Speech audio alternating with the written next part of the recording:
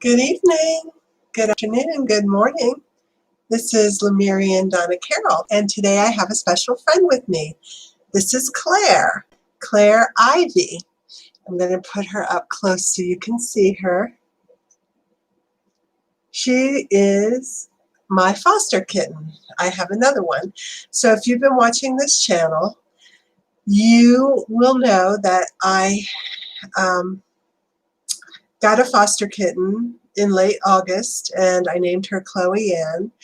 And I decided to adopt Chloe Ann, but she was a bottle baby. I was bottle feeding her, and she's very playful, and so she was constantly trying to play with me, and I thought, well, this isn't working. I need something or someone to play with Chloe. So I asked the shelter if they had another kitten, and I tried to get a couple boys, but they fell through. They actually were sick. One had a UTI and one had a ringworm infection. So I think there's a lot of sick kittens that get sent to the shelter. And then they contacted me and said, oh, we have this girl available. And so I said, great, I'll take her. They estimated that she was 9 weeks old. She was deposited or surrendered at the shelter last Sunday. I don't know who could have surrendered this girl, because she is like the sweetest, nicest, most loving kitten in the world. And so easy. Like, I gave her a bath yesterday. She didn't cry once. She's just like a little powder puff, like a little, she's a girly girl. She's not really strong. Chloe kind of is a lot for her to handle at times. But anyhow, so they said, well, you can come get her. So I had taken Chloe down on Monday afternoon to get her second set of shots. I'm not really big into the vaccines. In fact, I detox the cats after they get their vaccines, but it's a requirement by law and the shelter makes us do it. So I went down Monday, Chloe got her shots, and then they called me at 3 o'clock saying they had a kitten for me. So I went back down again and got Claire. They named her Trish, but I didn't like that name, so I renamed her. And I kept them separated for a couple days, but then they seemed to be okay. So I introduced them, and they've been playing ever since. So I'm going to put her down so they can play. Anyhow, they're best friends. They love each other. And I was thinking about adopting Claire, but I really would like to take in more fosters. So, and a friend/client of mine is interested in adopting her. And actually, she would have such a perfect home if she went to this lady. So I will probably adopt her out unless I can't find a good home for her, and then I will keep her because they do get along. And so anyhow, so I'm really into fostering. I love it. And it's about giving back and serving, which I figured I could do because I'm here all the time and I have the space in my little apartment for about 2 animals. Also wanted to tell you something very interesting about Chloe, my cat, the black cat. She is a special cat. She's from the other side. She's never been here before. And this is her first lifetime on Earth, her first lifetime as a cat here. And the first, I guess a couple of weeks after I got her, well, not a couple of weeks, a few weeks after I got her, I was hanging up her toys in the closet because if I leave them out with the string, it can get around her neck and it can be dangerous. So I was hanging up the toys in the closet, the ones that you hold in your hand and there's a string and an animal in the end and they play with it. So of course I shut the door and was going about my business, and I looked for her and I heard this meowing all of a sudden, and I couldn't find her anywhere. I looked all over the place. I opened the door to the closet and there she was. And I was like, how did she get in there? Because I knew I shut the door. And I thought, oh, well, maybe I didn't, whatever. That's really weird. Why is she in the closet? And then it happened again where she just disappeared. The closet door was shut and she was in the closet, and I opened the door and there she was. She did this again For a third time, when I got Claire, I had Claire in the bathroom, and she was really curious and wanted to see her. And I had the door shut. There was no way I was going to let them come into contact with each other the first evening. And boom, I hear meowing. I open the closet or the bathroom door, and there's Chloe. And I didn't let her in the bathroom. This cat can teleport. She can go from one place to another, and she doesn't, I don't know how she does it. Does she walk through walls? I don't know. But she teleports. She's done it 3 times. And I know I'm not crazy. I know what I experienced. So I'm like, oh my goodness, this is so wild. But so I just wanted to tell you that miracles are happening everywhere, and I have a miracle cat. So, and hopefully she can help me foster a lot more cats, because I would like to get into animal rescue. I've always had cats, so that's what I'm used to taking care of. But hey, I would be open to fostering dogs or other types of animals, wildlife. It's hard to do in a little apartment. Probably have to get a house. So anyhow, just wanted to give you that update. So tonight I am going to bring in the Lemurian Mother Goddess, and she is going to talk about current events, current energies, what's going on. I don't really follow the news that much, and I certainly don't follow current events that much, and I certainly don't follow people's opinions on the internet that much, because a lot of times they can bring you down false pathways and give you false information. And so unless it's personally affecting me, I tend not to follow it. I try to put my energy into the positive, into the light. And I think you'll agree with a lot of the stuff, a lot of the events that are taking place right now are confusing, confounding, and not of the light. They're the fires that happened in Australia and then in the United States. That's just, the riots, all of this craziness that's been happening. But I do know enough to know that there are false flags, that you really can't believe a lot of the information on the news, because a lot of it's fabricated to create dissension and also to create division. So I just stay in my own little corner and I meditate and I, do the best I can. But I do know that all is not as it appears to be, okay? So I wanted to bring in the Lemurian Mother Goddess so that she could comment on that a little bit, because I think a lot of people, or many people, are getting, too involved with what's going on in the outer world, too emotionally affected by the negativity outside of themselves. And I wanted her to bring in a message for people regarding this, because it's probably going to get just more and more crazy.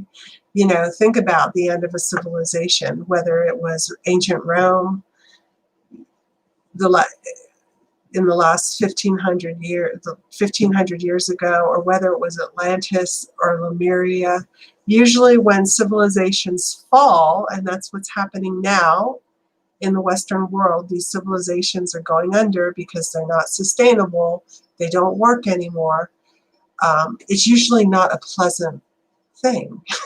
Atlantis went under the water, Lemuria went under the water, and Rome was invaded by barbarians, and there's, tons of examples. So I'm not trying to be a doomsday sayer, but I'm a realist, and I understand that when civilizations stop working and their time comes to an end, usually the demise of that civilization, it's difficult. So I wanted to bring in the Lemurian Mother Goddess to see what she had to say about it. So if you would, just hang in there and I will bring her in. And I want to say, hey, Angelique, thanks for the support. Yeah, I think animal rescue is very noble. I feel like, though, we need to get smarter about how we care for it. I mean, I'm vegetarian. You know, probably by the end of my life, I'll be a vegan. So I don't eat cows and I don't eat pigs. And I don't think humans should be eating cows or pigs, but that's, you know, my journey. But I don't think we're designed to eat animals like that. And I think animal husbandry, raising animals, slaughtering animals, it's not how we're supposed to live. It's certainly not Lemurian. And, I've met so many quote unquote spiritual people that do not address their diets, and they participate in this ongoing and, uh, ongoing suffering of the animal kingdom. And they don't even care. It's like they don't care. They're not going to make changes in their life because of some cow, right? So that kind of bothers me. I think there's a disconnect there. And, but, everyone, I ate cows for years, so I can't really say anything because I'd be a hypocrite. Um, Chloe might need her own YouTube channel. Yeah, she could teach us all some tricks. Well, the animal communicator said she was here to teach me some things, and maybe she's going to teach me how to teleport. But anyhow, I feel like animals are abused day in and day out here, and I think that needs to change. I think it will change, and I think people need to wake up and realize that animals are sentient souls. They have a right to exist here as much as humans, but we are the guardians of the planet, and so we need to start designing systems to help animals survive and thrive. And I think, one of the things that science should be working on is, and I'm not a scientist, so I couldn't do it, but if I were a scientist, I would be working on the sterilization of dogs and cats. Instead of spaying and neutering them, there's got to be an easier way to keep them from reproducing, maybe a shot, maybe some food, something in some food. I mean, let's face it, they have easier methods for people, so they could probably design something for animals, and then we could give it to all the stray dogs and stray cats so that there's not this huge problem of euthanizing millions of homeless dogs and cats every year. It's crazy. We need to get more into the proactive, preventative ways of dealing with our environment and the animals to create sustainability. And I don't really feel like that happens in a for-profit type of community. Not that I wouldn't say I'm against people that make money, or I'm not anti-capitalist, but let's face it, when you're basing your life programs and your choices on how much money you can make, then it won't matter how many trees are destroyed or how many animals are slaughtered, or, things won't be brought into balance because the overlying motivation is selfish, and it's, to make money, or it's for profit. So I understand that this whole society is going to fall. I mean, I've known that for years. The whole economy is going to fall, the society is going to fall, everything within your lifetime, not that far away, because it has to. There's no other choice. We can't go around living like this, polluting the earth, killing everything that's inconvenient. So things are going to shift. Anyhow, so let's have the Lemurian Mother Goddess talk about that in a little bit. So at this time, I call in my highest and best healing and channeling guides. I'd like to call in the archangels: Archangel Michael, Archangel Raphael, Archangel Ariel, Archangel Gabriel. I ask for 100,000 warrior protection angels around everyone watching this live stream or video later.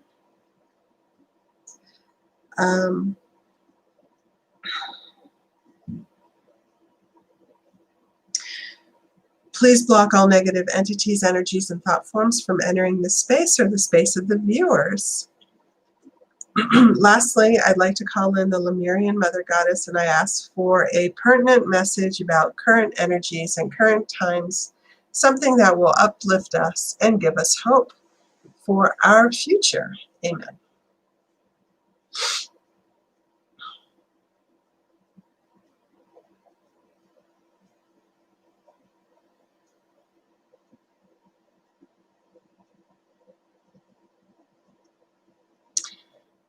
Good evening. This is the Lemurian Mother Goddess. And by way of time, I would like to say, you can consider me your divine mother. I am the mother of all reality and all life in this cosmos. So even though I incarnated as the Lemurian Mother Goddess, the reality is I am the entity that birthed all life in my womb so many eons ago, if you were to look at time linearly. So I want you to know who I am. I am the primordial mother, the mother goddess from which all life springs. And I existed far back in time in the universe before I ever set foot and came down in physical form in ancient Lemuria. So I am the creator, the prime creator, and the feminine aspect, which is the one who gives birth, the one who provides and who gives life. So I ask you humbly to think of me as your mother, because I am the mother of all. Now, when I came down in ancient Lemuria, there was a specific mission, and it was a hologram. In other words, I came down, part of my being came down and incarnated in that culture. And all the beings who decided to participate in that culture and the mission came down within me. I came down first, and then the beings came down through my body and matriculated or incarnated in ancient Lemuria. And those were high times, fun times, exciting times, and we did many works, noble works, great works, and healthy works to save the planet, to restore it to a higher vibration, and to bring in stellar light, illumination for all life forms that currently existed on the planet at that time. Now that culture and the subsequent culture, Atlantis, fulfilled their missions or completed their works, and eventually they disappeared from the face of the earth. As with every culture, it seems, typically they start out nobly, with noble thoughts and high creative visions, and then once entities get comfortable and once they start working in these cultures, degradation sets in. So in Lemuria, the feminine principle, which was worshipped actually, and the creative principle, which was worshipped, was taken to an extreme, and women were seen as superior to men in many ways, and the feminine form was put on a pedestal, and it was given a place of precedence, or it was seen as better than. And so this type of imbalance caused the demise of that culture, because of course one needs the male and female aspects, the male and feminine principles individually, or you could say outwardly, to survive. Any culture, any tribe, any animal, even plants need the male and the female incarnated separately to survive, to reproduce. One cannot exist without the other. And in ancient Lemuria, there was too much emphasis on the female principle when it vanished. Also, the male and female principles or energies are needed within each individual. So each man has a feminine and masculine energy, as well as each female has a feminine and masculine energy.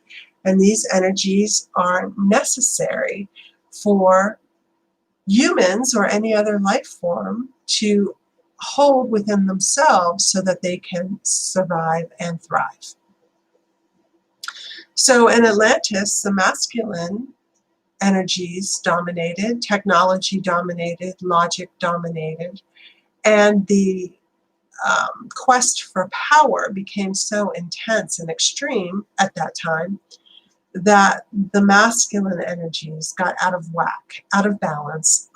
And so ultimately that culture went under the ocean, and the channel was there as that happened. She has memories of dying in Atlantis and the great tsunami that hit the continent. Anyhow, that continent, that culture was destroyed because it went too far into its quest for power and using the male actions or energies to get that power. Right now in the United States of America, there is a remembering or a duplication of the Atlantean ways, if you will. There has been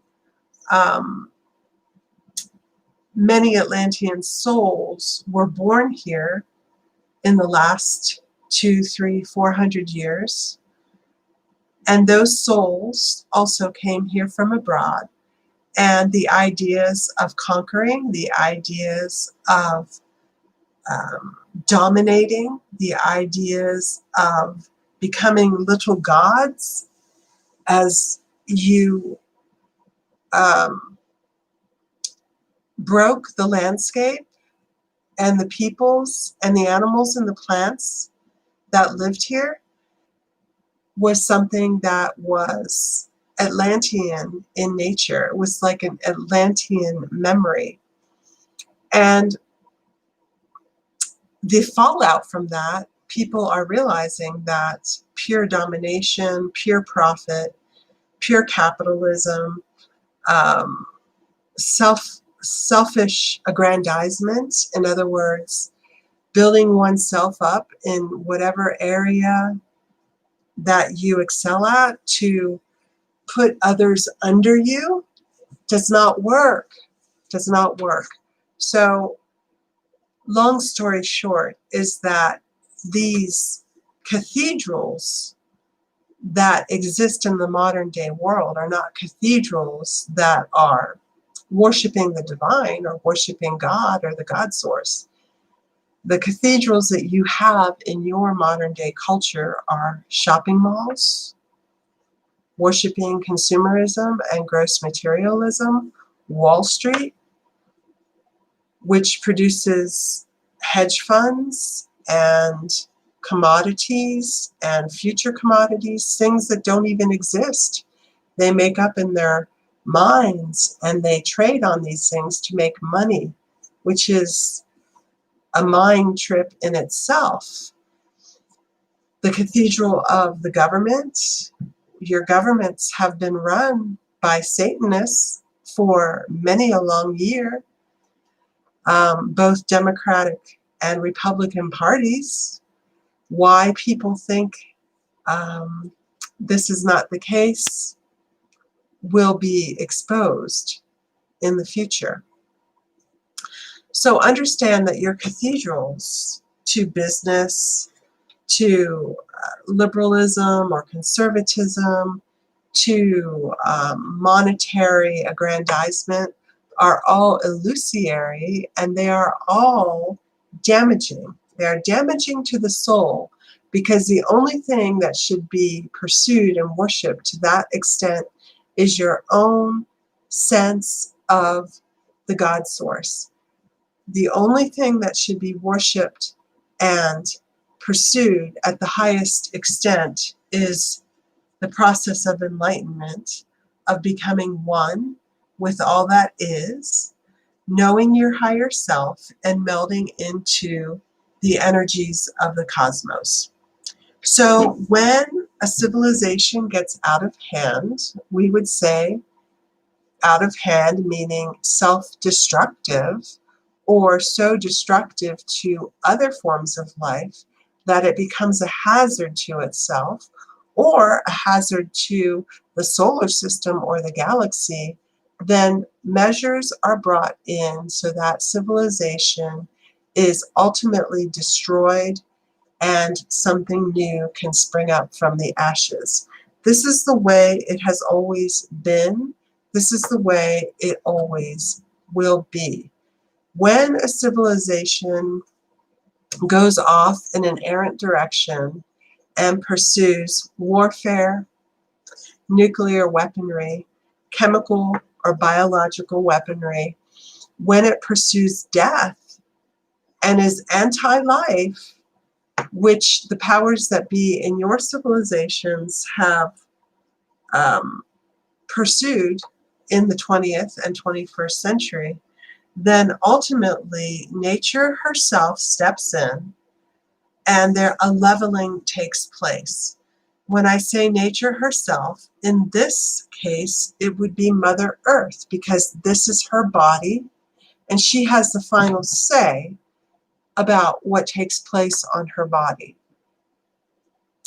So it is not that we in the higher realms like destruction, or that we like to see civilizations destroyed, but sometimes there is no other way to bring things back into balance. In fact, there is no other way to bring things back into balance. Do you feel or think that the world is going to unite as a collective and decide to end the one-use plastic problem that exists on your world right now?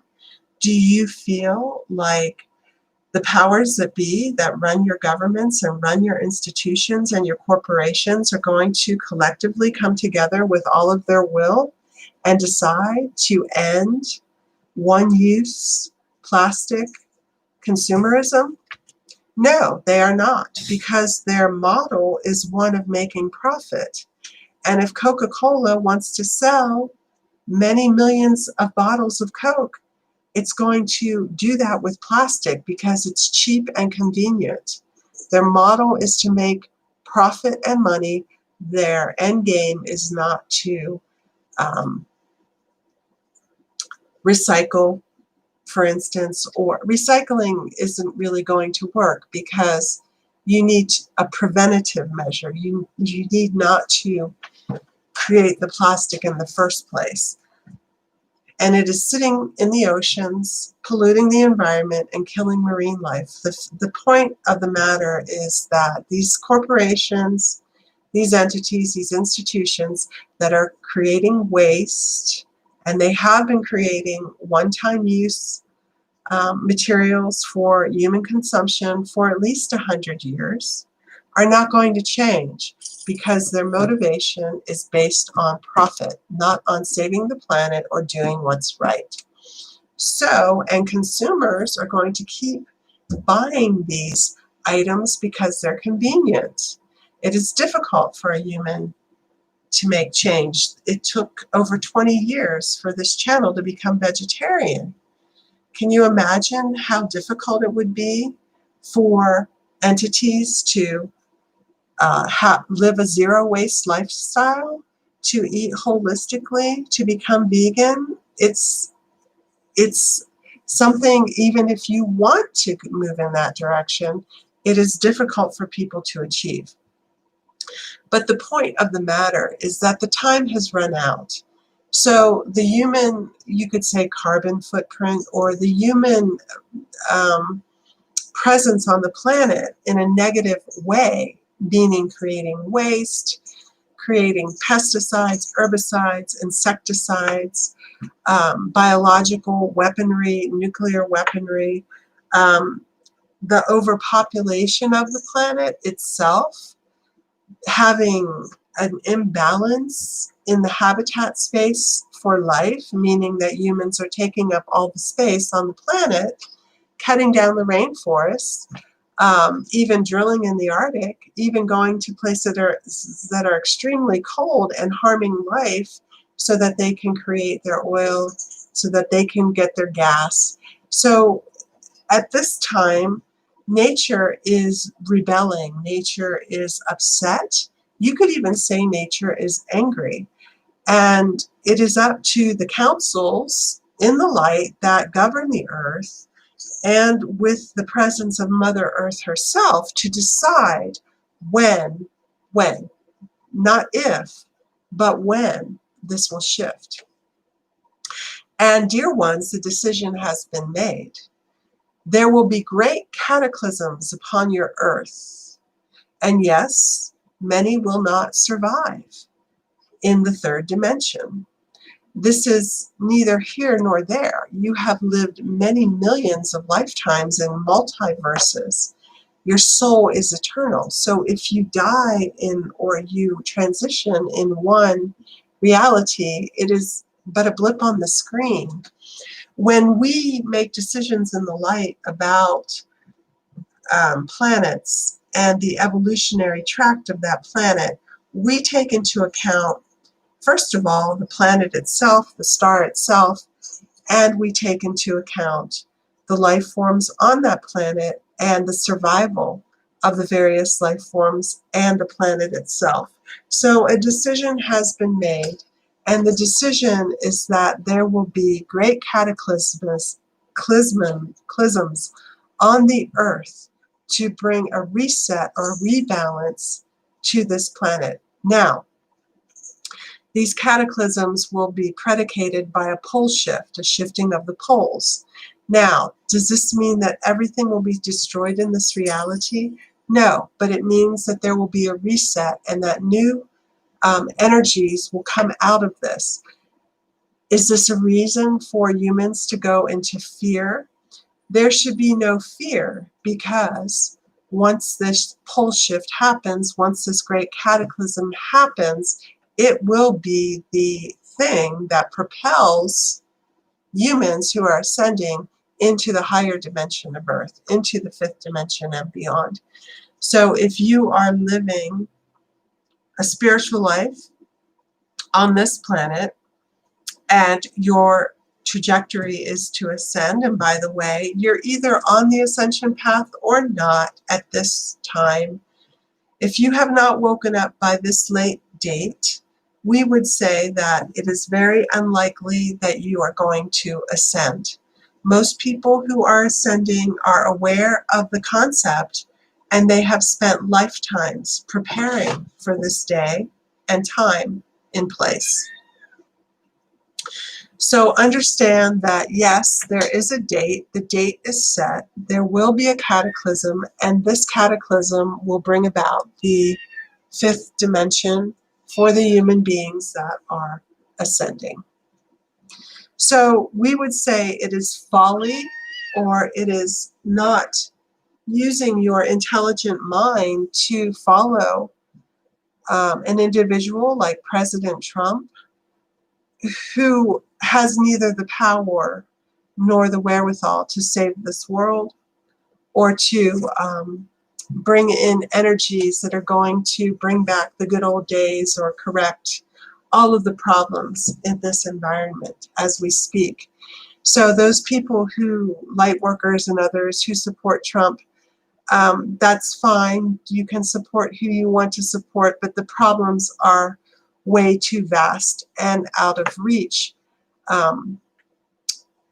The political agenda, the political reign, the political territories, the political territory is not going to impact what's going to come.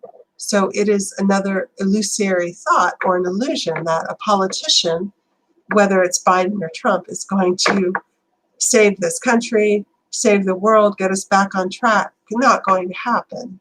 So it is a waste of time to put your energy and mind and heart at this time, we would say, into the political process.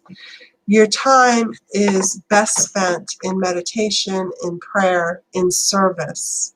If you are depressed, if you are upset, if you are annoyed, agitated, or in angst, it does no good to go out and protest and expel that anger on another person. We would say, go out and find the lonely, find the downtrodden, find the abused, find the hungry, find the abandoned, and find the homeless and serve them, because those are your brothers and sisters. And to get out of your own depression, your own anxiety, your own mind trips, put yourself into someone else who needs your help. And find something that interests you. Find something that you like to do. If you like to crochet, consider crocheting hats and gloves for the homeless. If you like animals, considering volunteering at a wildlife rescue.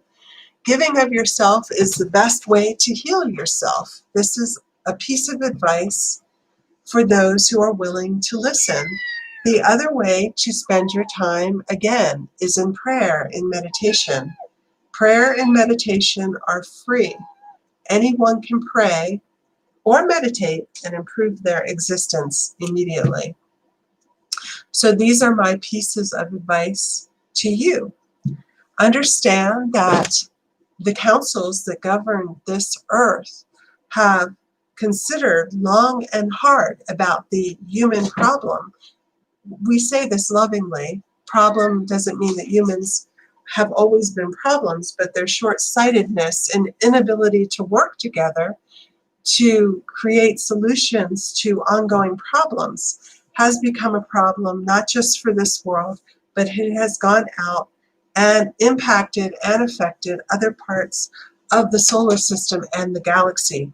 There are many starseeds here working with humans, working with them to change the trajectory, the direction, as things are taking place on this plane of existence.